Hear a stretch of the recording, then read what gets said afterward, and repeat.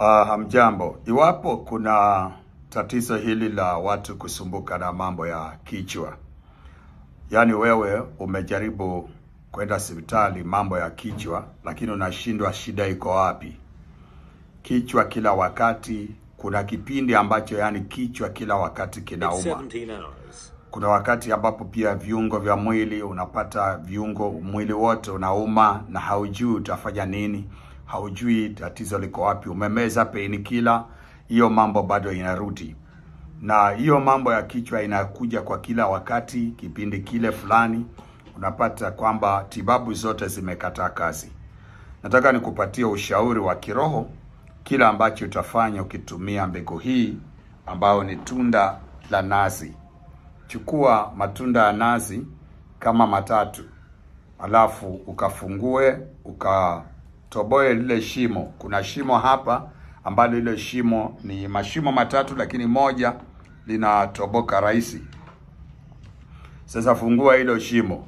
Ukisha fungua hilo shimo, basi weka chumvi ndani, kadogo tu chumvi fulani, changanya. Chukua chumvi kiasi hata kama ni vijiko 2 vya chai, weka ndani mpaka ijae itoke hiyo vijiko vya chai vyote.